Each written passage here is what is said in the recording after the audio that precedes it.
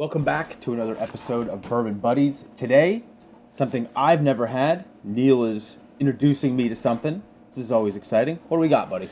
Well, buddy, we have Dad's Hat Straight Rye Single Barrel Strength.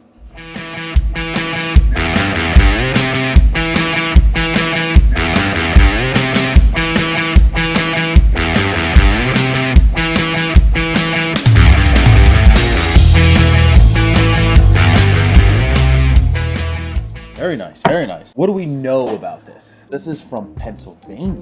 Our neck of the woods. Yeah, from Bristol, PA. This is a store pick from PA Fine Wine and Good Spirits, and it's at cask strength, barrel strength, cask strength, barrel strength. Whatever you call it. On the side of the label, it says that it's aged a minimum of 3 years.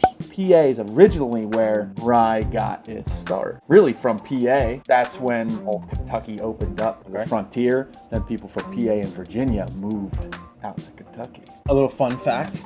Take a look, but It's good looking anyway. got a nice shimmer to it. Shimmy, shimmy, shimmy, cocoa what? Definitely tell that's a rye, which I haven't had a ton of ryes, to be honest with you. Normally I'd lie to you, but I'm going to be honest. I haven't had a lot of ryes. There's two notes that pop out on this. The first note is pickle juice. Maybe. Second thing, toasted sesame seeds. That I can see. So now we're talking the Yep. same language. We're talking the same language. Same lingo. I get a couple other notes. Green apple, and then some of the Almost even a little bit caramels. of pear. I was getting originally stone fruits when I first popped this open. What I find different about when a rye and trying to nose it is, yeah, you get all those, but that rye spice and the alcohol to me blend together. Is it the rye? Is it the alcohol? Like there's a little bit of trickery going on with your nose on it. Sleight of nose. Sleight of nose. Sleight of nose. Cinnamon. Maybe a little nutmeg. Won't you dive into the palate? Let's dive in, buddy. Cheers, buddy. Cheers. Cheers. Wow, that's got a real heavy mouthfeel. Charcoal dryness on the tongue, like ash almost. Maple brown sugar, like oatmeal. That comes through right on the palate. Mm-hmm. On the finish, I get that sour apple, kind of like the sour apple skin kind of coming through. Caramel pop. Caramel apple. Like a dipped sour. Yes. Like a Granny Smith. Dipped in caramel. Barrel notes and everything are coming through. A little dryness and a little slight pull on the tongue from that. But a lot of the sugar's out of it as well. Yeah, the sweetness is really starting to kind of come through. To me, this is really good. Pennsylvania is known for rye. Rye grows really well in Pennsylvania because rye itself is a little bit more. It doesn't need some of that humidity and heat. It's a solid product. It's very refined. You can tell it's done very well. It's full. The mouthfeel is just coating. It's got some serious oomph to it. I know what you're saying, because a lot of times you get into the smaller distilleries and maybe they're putting things out a little quick. This seems well aged, well made, really like held to a higher standard than what I expected. Not as spicy as I think you would, a lot of people I think associate rye with. Has a lot of body and a lot of sweet maple and like brown sugar notes. I would say sweet and savory.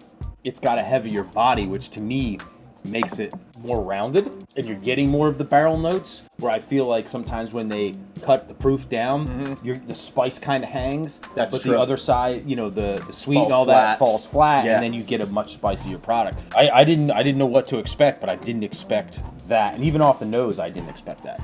The nose, you can kind of get a little bit of a menthol kind of thing. That could be maybe a little off-putting for some people. It's just kind of in the back a little bit for me with a menthol. Like a cooling tingle going on, rather than like a warm hug. It's almost cool. I think the sweetness that you were talking about balances that out.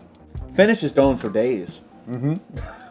I'm thrilled at this. Kind of pumped that this is a PA product, Right? coming right out of here at Pennsylvania, where we're from. I see these guys right now. I mean, they're becoming more and more and more prominent in the rye game.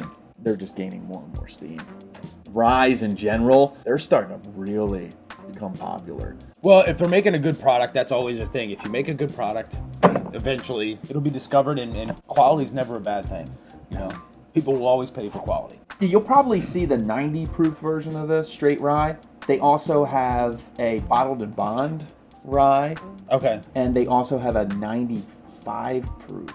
So there's options for people who want to try to get There's their options hands on it. Okay. Yeah, there's options that they can kind of like see kind of what's going on with this. Or if you've tried to get it and you couldn't, or you could, let us know. Leave that in the comments. We don't know. We don't know what it's like to try to order something from the state of Pennsylvania now. Like I said, I know some of the laws have changed with the wine industry because of more vineyards popping up. Right. There was some real crazy laws about it all. So I'm pleasantly surprised, buddy. Thanks for digging it out. Buddy, share, buddy. Sharing is caring. Please let us know what you think.